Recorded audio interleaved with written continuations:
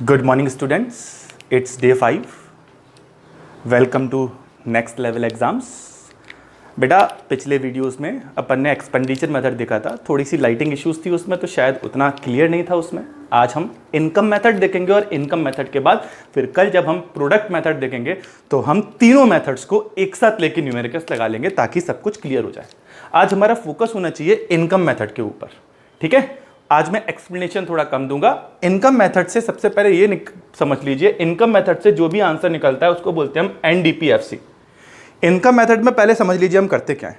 Expenditure method में हमने ये पता लगा लिया था कि कितना पैसा खर्च किया हमने, वही पैसा किसी ना किसी वर्क प्लेस के पास आया होगा और वही पैसा उस वर्क प्लेस ने इनकम के रूप में अपने एम्प्लॉइज को दिया होगा, करेक्ट।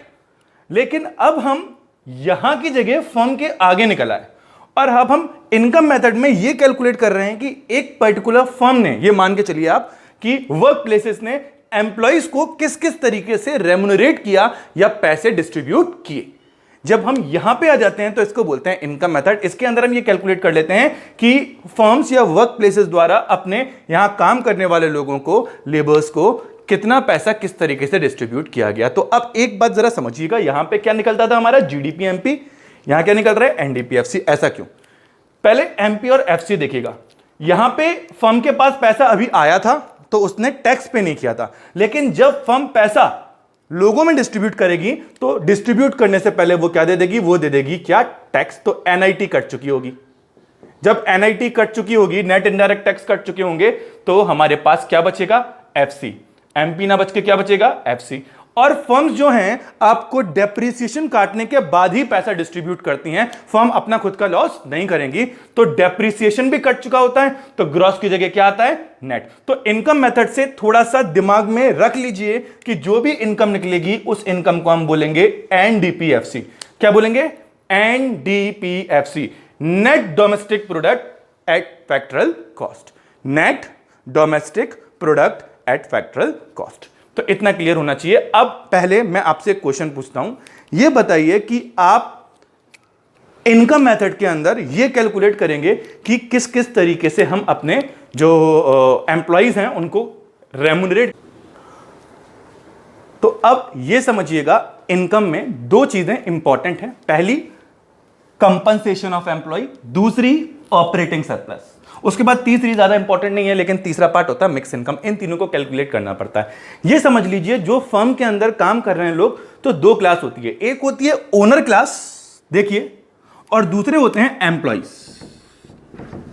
सबसे पहले हम यह मान के चलते हैं कि ओनर एम्प्लॉइज को या फर्म अपने एम्प्लॉइज को किस तरीके से रेम्युनरेट या उनके काम के बदले में पैसा देती है। समझिएगा, अगर मेरे यहां कोई काम कर रहा है तो मैं उसको मैक्सिमम इन 4 तरीके से पैसा दे सकता हूं, उनकी सर्विसेज के बदले में उनको पे कर सकता हूं। पहला है salary and wages in cash.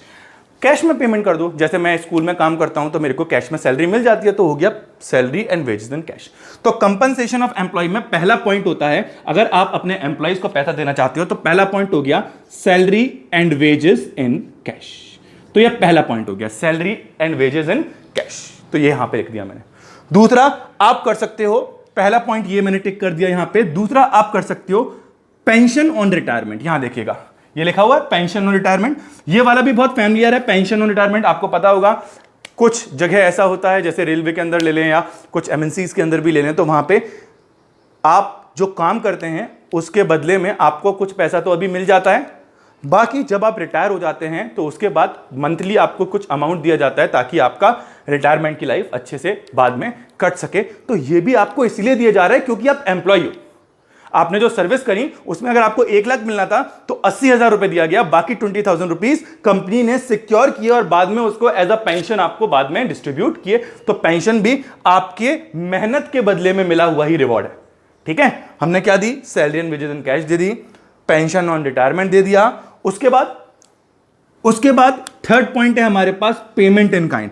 अब पेमेंट इन काइंड का मतलब क्या होता है समझिएगा। पेमेंट इन काइंड, इसका मतलब होता है एम्प्लॉयर द्वारा या फर्म द्वारा एम्प्लॉय को दी गई ऐसी कोई सी भी चीज जिससे ऑफिस वर्क नहीं बल्कि एम्प्लॉय को फायदा हो और कंपनी के काम के लिए नहीं, उसके खुद के एंजॉयमेंट के लिए कोई चीज दी गई हो। जैसे घर पे आपको रहने के लिए फ्री अकोमोडेशन दे दिया कंपनी ने, या फिर ट्रैवलिंग के लिए फर्म ने अपनी तरफ से कार दे दिया आपको, या ड्राइवर दे दिया, या सबसे अच्छा एग्जांपल लेते हैं रेलवे का। रेलवे के अंदर आपको दो चीजें फ्री होती हैं, बहुत सही सही। पहली, मेडिकल, आपको रेलवे हॉस्पिटल में फ्री इलाज मिल जाता है। दूसरा, रेलवे के अंदर आपको फ्री पास मिलते हैं। सोचिए आपको अगर 3 पास मिल रहे हैं साल के, तो आप सोचिए एक पास से अगर आप विशाखापट्टनम होकर वापस आते हो 4 लोगों के साथ एसी के अंदर, तो लगभग 15,000 रुपए का खर्चा मान लेते हैं हो गया। ऐसा ही 4 पास आपको मिल गए तो 15 4 आपको 60,000 रुपीज इनडायरेक्टली साल के क्यों मिले? क्योंकि आप रेलवे में एम्प्लॉय हो। तो वो सारी चीजें कैश के अलावा, चाहे वो इंश्योरेंस आपको दें, चाहे मेडिकल फैसिलिटीज दें, चाहे आपका बीमा करा दें, चाहे आपको रेलवे पास दे दें, एकोमोडेशन दे दें, कुछ भी दे रहे हो, वो सारी की सारी चीजें काउंट हो जाती हैं पेमेंट इन काइंड में। किसमें? पेमेंट इन काइंड में। तो तीसरा पेमेंट इन काइंड हो गया। और चौथा है social security contribution by employer. अब समझिएगा इसका मतलब क्या होता है, इसको ध्यान से देखिएगा। आप सभी ने एक चीज पढ़ी होगी, पीएफ, प्रोविडेंट फंड। तो ये समझ लीजिए आपको जो सैलरी मिलती है, एम्प्लॉयर आपको जो सैलरी देता है, यहां पे ओनर है, एम्प्लॉयर, ओनर या एम्प्लॉयर, ये आपको जो सैलरी देता है, फॉर एग्जांपल उसने आपको 80,000 रुपीज सैलरी दी, 80,000 रुपीज सैलरी दी, ये आप खड़े हुए हो, सैलरी इन कैश। तो इसमें से कुछ अमाउंट मान लेते हैं 10,000 रुपीज आप पीएफ में कटवा रहे हो। कहां कटवा रहे हो? पीएफ में, अपनी तरफ से। कुछ अमाउंट एग्जैक्टली पीएफ में डालना पड़ता है ओनर को अपनी तरफ से, और यह पैसा हर महीने आपका सेव होता चला जाता है और इस पे इंटरेस्ट भी मिलता चला जाता है। और यह सारा का सारा पैसा 20-30 साल जब तक आप काम करते हो तब तक वो सेव होता रहता है। और आपने सुना होगा रिटायरमेंट में एक बहुत हैंडसम फॉर एग्जांपल अमाउंट आपके हाथ में आता है, अगर आप किसी गवर्नमेंट जॉब में हो, 30-40 लाख, अगर आप अच्छी जॉब पे हो, तो वो यही पैसा होता है, यही एक्यूमुलेट होता चला जाता है और बाद में आपको मिलता है। इसको हम बोलते हैं सोशल सिक्योरिटी कंट्रीब्यूशन। क्यों बोलते हैं? क्योंकि इसको जब भी सोसाइटी में आपको कोई भी नीड हो, जैसे बच्चों की पढ़ाई हो, या कोई प्रॉब्लम आ जाए, या फिर आपका रिटायरमेंट बाद की जिंदगी हो, उसमें ये पैसा आपको हेल्प करता है। क्या करता है? हेल्प करता है। तो इसको बोलते हैं पीएफ कंट्रीब्यूशन। तो बस एक बात यहां पे याद रखनी है बेटा दिमाग में अच्छे से, वो ये है कि पीएफ का कंट्रीब्यूशन जो एम्प्लॉय कर रहा है उसको कंट्रीब्यूट नहीं करना है, इंक्लूड नहीं करना है, क्योंकि वो तो सैलरी का पार्ट है और सैलरी हम पहले से इंक्लूड कर चुके हैं। हमें वो पैसा इंक्लूड करना है जो सैलरी के अलावा किसने दिया? ओनर ने या एम्प्लॉयर ने दिया।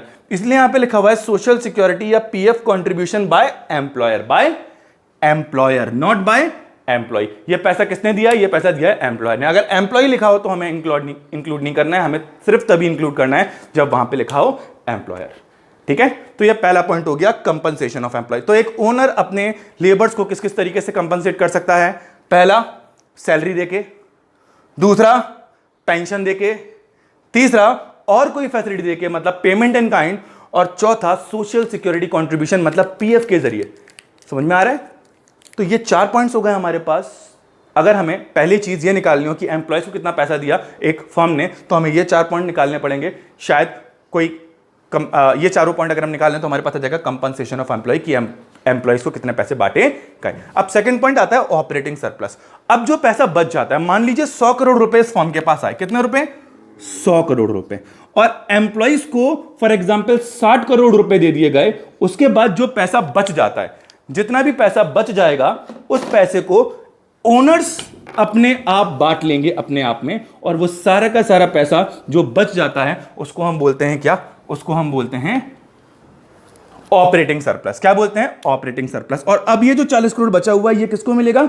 ये ओनर्स को मिलेगा या शेयर होल्डर्स को मिलेगा, जिसने अपना पैसा इन फर्म में इन्वेस्ट किया था। तो कैसे मिलेगा देखिएगा, 3 पॉइंट में डिवाइडेड है, रेंट, इंटरेस्ट और प्रॉफिट। पहला क्या हो गया? रेंट पे कर दिया गया, इंटरेस्ट दे दिया गया, और थर्ड पॉइंट है हमारे पास प्रॉफिट। अब प्रॉफिट के 3 पार्ट होते हैं। फॉर एग्जांपल जो प्रॉफिट बचा जो इन एम्प्लॉइज के शेयर होल्डर्स के बीच में डिस्ट्रीब्यूट होना है, तो फॉर एग्जांपल मान लें कि 30 करोड़ रुपए डिस्ट्रीब्यूट होने हैं, फॉर एग्जांपल मान लेते हैं, तो इसके 3 पार्ट होते हैं। इस प्रॉफिट में से कुछ पार्ट जाता है गवर्नमेंट के पास, उसको बोलते हैं हम कॉर्पोरेट टैक्स। क्या बोलते हैं? Corporate tax. मान लेते हैं अगर 5 करोड़ रुपए चले गए तो बचे कितने? 25। ये 25 के 2 पार्ट होंगे, या तो वो बांट लिए जाएंगे, अगर बांट लिए जाते हैं एम्प्लॉइज ओनर्स के आसपास जो भी शेयर होल्डर्स होते हैं उनको बांट लिए जाते हैं जब ये पैसा, तो जब बांटा जाता है तो उसको बोलते हैं डिविडेंड। क्या बोलते हैं? डिविडेंड। और अगर कुछ प्रॉफिट का शेयर आने वाले टाइम के लिए बचा के रख लिया जाता है कि अगले साल पता नहीं कोई जरूरत पड़ जाए, तो उसको हम बोलते हैं कॉर्पोरेट सेविंग, या इसी को बोल देते हैं हम रिटेन्ड अर्निंग, या इसी को बोल देते हैं हम अनडिस्ट्रीब्यूटेड प्रॉफिट, वो पैसा जो हमने डिस्ट्रीब्यूट नहीं किया। तो अब एकदम ध्यान से देखना, सबसे पहले एम्प्लॉइज को पैसा दे दिया, बाकी जो बचा वो किसने? ओनर्स के पास डिस्ट्रीब्यूट हो जाएगा। ओनर्स के अंदर 3 तरीके से डिस्ट्रीब्यूट होता है। Rent, correct. For example building हमारी थी तो हम बोलेंगे प्रॉफिट छोड़ो, पहले हमें रेंट तो दो हमारी बिल्डिंग का, तो पहला रेंट, फिर इंटरेस्ट। आपने पढ़ा होगा इंटरेस्ट ऑन कैपिटल, या फिर जिसने अपना ज्यादा फंड्स लगाया वो बोलेगा हमें पहले इंटरेस्ट।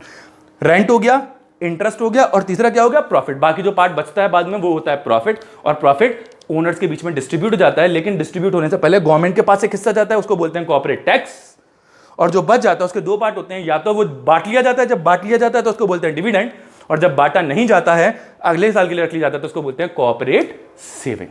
तो आपको अगर ऑपरेटिंग सरप्लस निकालना हो तो आप इन तीनों को ऐड करोगे, इसको रेंट, इंटरेस्ट और प्रॉफिट को। अब कुछ लोग ऐसे होते हैं जो अपना खुद का बिजनेस चलाते हैं छोटे स्तर पे, और ऐसे सेल्फ एम्प्लॉयड लोगों को सैलरी वेजेस वगैरह नहीं मिलते। जैसे मान लो मैं अपनी कोचिंग सेंटर चला रहा हूं, कोचिंग सेंटर के अंदर मैं ही काम कर रहा हूं अकेला, तो वहां पे ओनर भी मैं ही हूं, वहां पे लेबर भी मैं ही हूं, वहां पे रिसेप्शनिस्ट भी मैं ही हूं, वहां पे क्लीनिंग फॉर एग्जांपल मान लीजिए अगर मैं ही कर रहा हूं, तो हर चीज वहां पे मैं कर रहा हूं, तो वहां पे सैलरी भी मेरी जेब में जाएगी, प्रॉफिट भी मेरी जेब में जाएगा, रेंट, इंटरेस्ट सब कुछ मेरी जेब में जाएगा, तो मेरी इनकम को वहां बोला जाएगा मिक्स इनकम। क्या बोला जाएगा?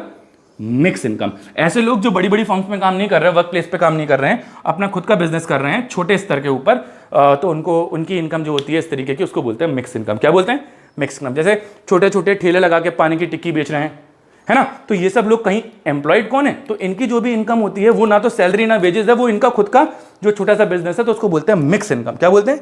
Mix income. तो आपको क्या करना है?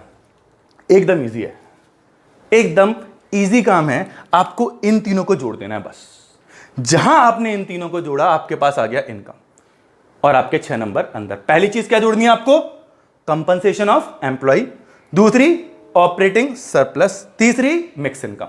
अगर कंपनसेशन ऑफ एम्प्लॉय नहीं दे रखा है तो ये चारों चीजों को ढूंढना, salary, wages in cash, payment in kind, pension on retirement, और सोशल सिक्योरिटी कॉन्ट्रीब्यूशन या पीएफ कॉन्ट्रीब्यूशन बाय एम्प्लॉयर।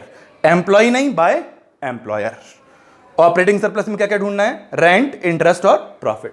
और अगर प्रॉफिट डायरेक्टली नहीं रखा है तो इन तीनों के ऊपर जाओ, कॉर्पोरेट टैक्स, कॉर्पोरेट सेविंग और डिविडेंड। यहां पे कुछ माइनस नहीं करना है, सिर्फ प्लस करना है, और जो भी आंसर निकलेगा उस आंसर का नाम क्या होगा?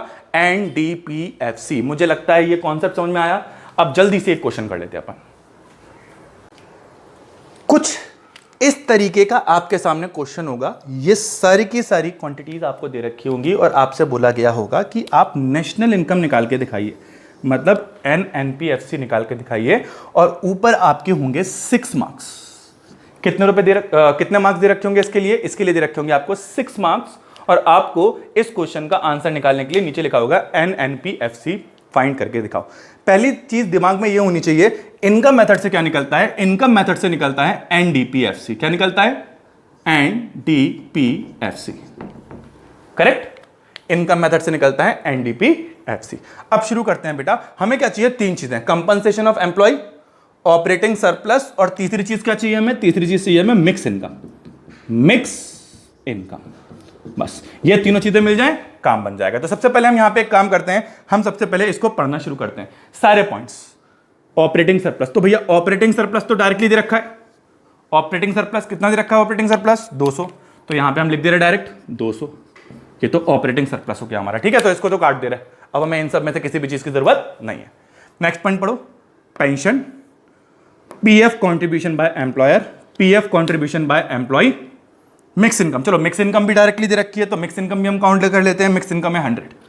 तो साहब हमारे पास 3 में से 2 चीजें तो डायरेक्टली दे रखी हैं, हमें सिर्फ एक चीज नहीं दे रखी है, कंपनसेशन ऑफ एम्प्लॉइज। जहां हमने इन तीनों को ऐड किया, किन तीनों को, compensation of employ, operating surplus और मिक्स इनकम, वैसे ही हमारा आंसर निकल के आ जाएगा और उस आंसर को हम बोलेंगे एनडीपीएफसी। क्या बोलेंगे? एनडीपीएफसी। तो एक काम करते हैं, कंपनसेशन ऑफ एम्प्लॉय और निकाल लेते हैं। इन चारों में से देखो क्या क्या दे रखा है। यहां देखना, हमें दे रखा है पहले सैलरी एंड वेजेस, कितने? 100 करोड़। तो ये हमें दे रखा है 100, चलें। उसके बाद हमें दे रखा है पेंशन 200 करोड़, तो ये दे रखा है पेंशन, यहां लिख लिया हमने 200, चले। उसके बाद हमें दे रखा है पीएफ कंट्रीब्यूशन बाय एम्प्लॉयर और पीएफ कंट्रीब्यूशन बाय एम्प्लॉय। मैंने बोला था एम्प्लॉय को काउंट नहीं करना है क्योंकि वो तो सैलरी का पार्ट होता है, हमें क्या काउंट कर रहे हैं? एम्प्लॉयर। और एम्प्लॉयर ने कितना दिया? 50, तो हमने यहां पे लिख लिया social security 50। Payment in kind कहीं दे नहीं रखा तो 0 मान लो, चले। तो अगर ऐड करें 2, 3, 350, तो कंपनसेशन ऑफ एम्प्लॉय आपको दे रखा है 350। तो अब अगर आप ध्यान से देखें तो तीनों चीजें आपके पास आ गई। कंपनसेशन ऑफ एम्प्लॉय कितना आ गया आपके पास? 350, तो यहां पे लिख दिया मैंने 350। ऑपरेटिंग सरप्लस कितना आ गया हमारे पास? ऑपरेटिंग सरप्लस आ गया 200, तो अपन ने लिख लिया 200। मिक्स इनकम कितनी है? 100, तो यहां पे हमने लिख दिया 100। तो जब इन तीनों को हम प्लस कर देंगे तो वैल्यू आई 3, 4, 5, 6, तो ये आई 650 और इसको हम बोलेंगे एनडीपीएफसी। आपको क्वेश्चन में क्या निकालने के लिए बोला? National income. नेशनल इनकम का मतलब क्या होता है? एनएनपीएफसी। तो एनएनपीएफसी निकालने के लिए आपने सिंपल एक काम किया, यहां पे देखिएगा, एनएनपीएफसी इज इक्वल टू, अभी क्या निकला है? एनडीपीएफसी। ठीक है, बस नेट नेट बराबर है, एफसी बराबर है, बस आपको डोमेस्टिक से नेशनल जाना है। और डोमेस्टिक से नेशनल में जाने के लिए डोमेस्टिक छोटा होता है, नेशनल बड़ा, तो आप करोगे प्लस, और डोमेस्टिक नेशनल में बड़ा प्लस होता है एनएफआईए। तो आपने क्या किया? एनडीपीएफसी तो 650 थी, बस प्लस कर दिया एनएफआईए। एनएफआईए की वैल्यू आपको दे रखी है कितनी? 400, तो आपने 400 प्लस किया तो आपकी वैल्यू आ गई 1050। नीचे लिख दिया हमने करोड़। जैसे ही आपने ये सॉल्व किया, आपके 6 मार्क्स अंदर। यह है इनकम मेथड। इनकम मेथड में सिंपल है, आपको ये तीनों चीजें निकालनी है। ज्यादातर क्वेश्चंस में इनमें से कोई 2 चीजें दे रखी होंगी, ऑपरेटिंग सरप्लस मिक्स इनकम, या फिर मिक्स इनकम और कंपनसेशन ऑफ एम्प्लॉय दे रखी होगी। तीसरी चीज गायब होगी, तो तीसरी चीज में आपको अंदर की कोई ना कोई इंफॉर्मेशन दे रखी होगी, तो तीसरी चीज में अंदर की जो इंफॉर्मेशन है उसको ऐड करके तीसरी चीज और निकाल दो। जहां आपने मिक्स इनकम, ऑपरेटिंग सरप्लस और कंपनसेशन ऑफ एम्प्लॉय, इन तीनों को निकाला और ऐड किया, वैसे ही जो भी आंसर होगा उसको बोलोगे आप एनडीपीएफसी। और एनडीपीएफसी निकालते के साथ ही आपने जैसे ही उसको एनएनपीएफसी में क्वेश्चन देखना, क्वेश्चन में क्या पूछा है, अगर एनएनपीएफसी पूछा है उसको कन्वर्जन तो हम सिखा चुके हैं आपको। जैसे ही आपने इसको कन्वर्ट किया, कन्वर्ट करते के साथ ही आपके 6 मार्क्स अंदर। इनकम मेथड में सबसे अच्छी बात यह है, आपको सब कुछ चीजें प्लस करनी है, माइनस कुछ करना ही नहीं है। यह मेथड आपको देके जाएगा कितने मार्क्स? 6 मार्क्स। मुझे लगता है इजी है ये भी। अब जिनको ये समझ में नहीं आया, एक्सपेंडिचर मेथड जिनका छूटा हुआ है, तो हमारी जो प्रीवियस वीडियोस हैं उनको जाके आप देख सकते हैं। उसके लिए लिंक आपके नीचे शो हो रहा होगा, उस पर क्लिक करके आप हमारी प्रीवियस वीडियोस देख सकते हैं। और अगर आने वाली वीडियोस के नोटिफिकेशंस चाहते हैं तो हमारे चैनल को सब्सक्राइब कर लें, बेल आइकन को क्लिक कर लें, ताकि आपको आने वाले जितने भी वीडियोस हैं उनका प्रॉपर नोटिफिकेशन मिलता रहे। तो ये डे 5 का हमारा वीडियो खत्म होता है आज, इनकम मेथड। अब कल हम आगे लेके चलेंगे प्रोडक्ट मेथड के साथ। Thank you.